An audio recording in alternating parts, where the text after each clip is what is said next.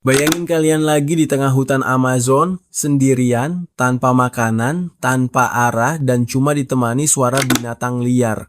Serem banget kan? Nah, itu yang dialami Yoshi, seorang petualang yang nyasar di hutan paling ganas di dunia. Tapi tunggu dulu, ceritanya nggak cuma soal bertahan hidup, tapi juga gimana dia harus ngelawan rasa takut, kelaparan, bahkan halusinasi. Gila nggak tuh? Penasaran gimana dia bisa selamat?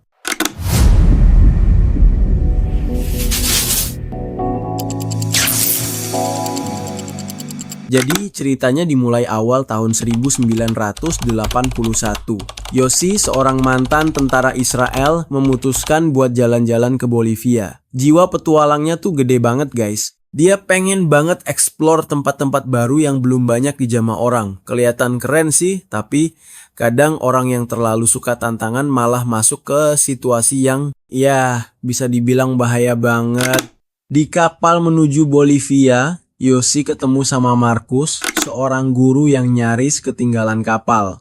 Kocaknya, mereka langsung klik kayak udah kenal lama aja. Nah, di pasar lokal, Markus ketemu teman lamanya, Kevin, seorang pendaki sekaligus fotografer yang udah keliling banyak gunung di Amerika Selatan. Gila, trio ini bener-bener combo sempurna buat cari masalah di hutan. Akhirnya mereka bertiga sepakat buat lanjut petualangan bareng. Aku aja denger ceritanya udah mulai mikir, ini bakal jadi petualangan seru atau malah berujung kacau. Suatu hari, Yoshi ketemu sama pria Austria bernama Karl. Nah, disinilah semuanya mulai ngaco. Karl ini cerita kalau dia pernah ketemu sama suku pedalaman di Amazon yang katanya punya harta karun tersembunyi. Dengar kata harta karun, siapa coba yang gak tergoda? Yoshi langsung semangat ngajak Markus dan Kevin buat ikut ekspedisi. Tapi di sini aku udah mikir, bro, kamu yakin mau percaya sama orang yang baru kamu kenal dan ngomongin soal harta karun? Ini kan kayak skenario film horor. Tapi namanya juga anak muda haus petualangan, mereka berangkat juga tuh ke hutan. Awalnya sih semangat banget. Karl bahkan cerita soal suku primitif yang katanya pernah dia temuin. Kedengeran keren? Iya. Tapi misalnya nih, aku nih jadi dia, pasti bakal mikir, ini orang beneran pernah ke sana atau cuma ngibul? Beneran gak sih? Beberapa hari jalan, masalah mulai muncul. Markus mulai kecapekan dan kakinya luka parah, bikin perjalanan makin lambat.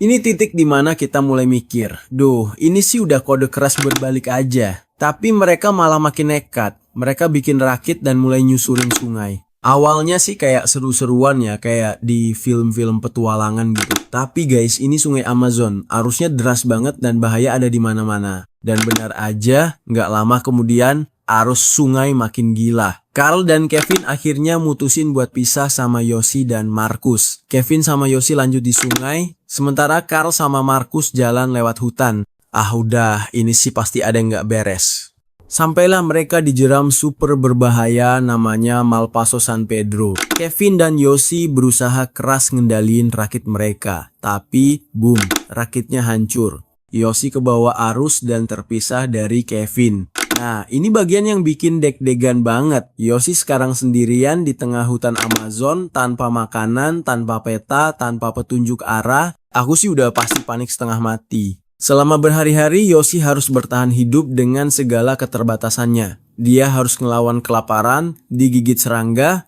bahkan nyaris dimakan binatang buas. Ada satu momen di mana dia mulai halusinasi, ngelihat hal-hal aneh karena saking stres dan laparnya. Gila, ngebayangin ada di posisinya Yoshi pasti udah ngerasa hopeless banget. Di sisi lain, Kevin ternyata berhasil diselamatin sama penduduk lokal. Begitu sadar Yoshi hilang, dia langsung minta bantuan buat nyari temennya itu. Pencarian pun dilakukan lewat udara, tapi hutan Amazon tuh lebat banget guys. Yoshi nggak kelihatan sama sekali dari atas. Setelah berminggu-minggu bertahan hidup, akhirnya Yoshi ditemukan juga sama Kevin dan tim penyelamat.